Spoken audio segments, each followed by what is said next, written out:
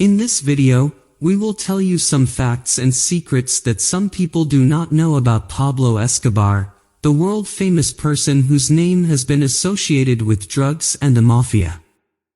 We won't rank the information in terms of quality. Instead of going chronologically through the relatively brief life of one of the most infamous criminals in the world, Pablo Escobar, a Colombian drug lord who ruled throughout the 1970s and 1980s and made headlines throughout the world due to his immense wealth, dangerous status, and innovative drug distribution network.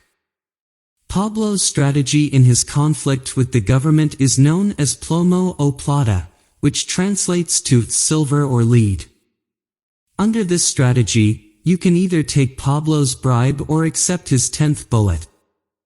While Pablo Escobar may have greatly contributed to Colombia's violence and the perception of the country as dangerous, it wasn't exactly the safest place to live before he was alive either. Pablo Escobar was born the third of 7 children to a farmer and a schoolteacher in 1949.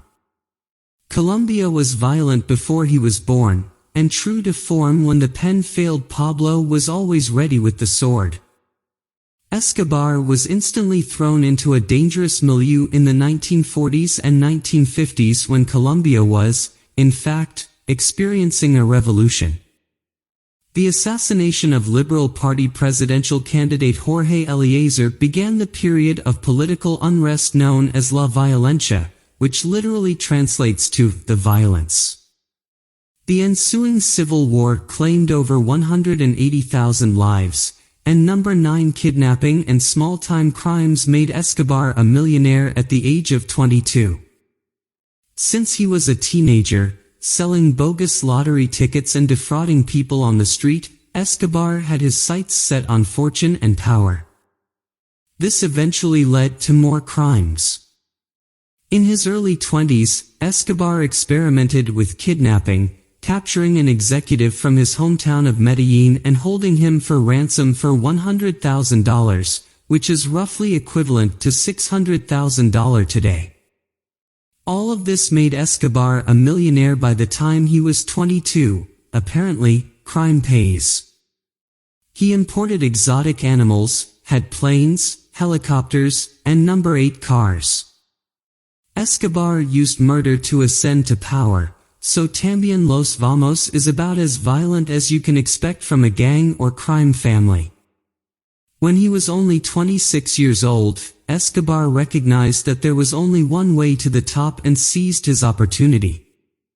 He wanted to negotiate a deal involving 14 kilograms of cocaine with the head of the Medellín gang, Fabio Restrepo, but was refused because he was only considered a minor street criminal.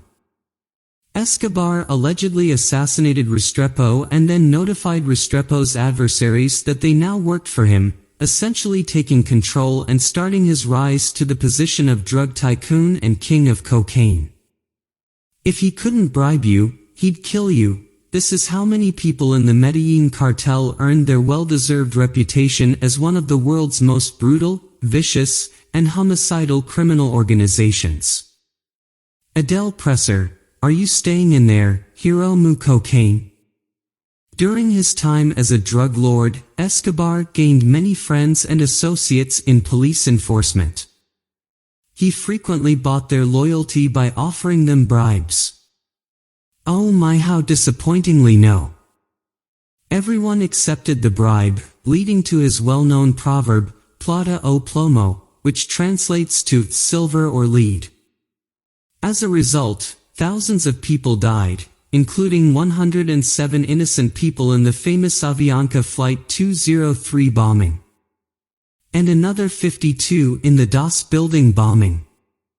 Escobar is thought to have been responsible for between 4,000 and 5,000 killings overall. No institution was safe from him. According to cover number 6, his pilots were able to make up to $500,000 every flight, as Grano Scalia is aware.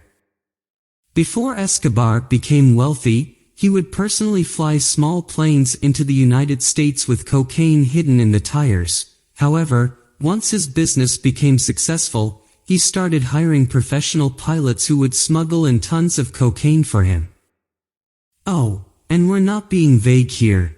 They would actually fly tons of cocaine, up to 11 tons on one flight. Escobar was insanely wealthy, but no matter what they did, they couldn't hide. All that money just kept coming in. Yes, being a drug lord is a surefire way to make some good money, right? No, we mean he was insanely wealthy, as in officially recognized as the 7th richest man in the world by Forbes. Wealthy Escobar's brother claims that in the book, The Life and Death of Pablo Escobar, which is available online, Escobar was supplying 80% of the cocaine consumed in the United States at the time, and by the 1990s, he was estimated to be worth $30 billion. He even constructed a lavish mansion on an island paradise and once burned $2 million to keep his family warm. In addition, he got involved in politics to fight extradition. There are jobs available where you may log in that you probably wouldn't identify with those who produce and smuggle cocaine. If politics are the answer, you're underestimating the influence of the tried and true method. As a member of the Colombian Liberal Party in 1982, Pablo Escobar sought to obtain enough sway in national politics to thwart extradition. However, he was well into the height of his cocaine enterprise and was aware that he could never buy anyone. He loved the poor and the poor adored him. He was frequently referred to as a modern-day Robin Hood due to his ability to skirt the law in the United States, and Colombian politician Rodrigo Lara Bonilla's criticism of Escobar and drug trafficking. We have an altar dedicated to Pablo Escobar because we believe that he was a very wonderful man and that good men get to paradise. In fact, there is a neighborhood in Mexico City named after him. Escobar frequently donated a large portion of his wealth to the needy, earning him respect and adoration. His name is still remembered in Medellín. When Escobar died in 1993, more than 25,000 people attended his funeral, many of them members of the poor who still felt grateful for his generosity. In addition, Escobar was known for his contributions to the city, which included sponsoring local children's football teams and constructing sports complexes, schools, and churches for the poor. In addition, he indirectly led Colombia to become the murder capital of the world by smuggling drugs into the country. Foolish, no one can leave this place. It goes without saying that the drug trade breeds violence, but as we already mentioned, Escobar's wrath knew no bounds. His sway over the drug trade and the ongoing cartel wars during his reign made Colombia the murder capital of the world in the early 1990s, with over 27,000 violent deaths recorded in 1992 alone, roughly 74 murders per day. What was Escobar's punishment for all of this? A jail with a waterfall, a bar, a jacuzzi, and a private football field. To suggest he got off lightly would be a gross understatement. Escobar's reach is long and steel, and he denied federal protection, which led to his demise in a Baton Rouge parking lot. First, the end aim is to triumph despite not always following the rules when you're up against an enemy that is attempting to murder you. Escobar's end outcome, let's just say it wasn't good, was not good. When they killed Para, they also took his teenage son and murdered him.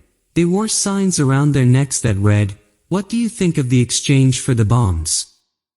For him in 1992, a vigilante group known as Los Peeps emerged fighting fire with fire, burning down Escobar's compounds and killing family members. In 1993, a gunfight across roofs took place because U.S. intelligence services collaborated with Colombian forces to identify Escobar in Medellín using radio triangulation technology. And the end was horrific for Pablo Escobar's fans, as he was killed after an exchange of gunfire with the police in a horrific scene, according to the statements.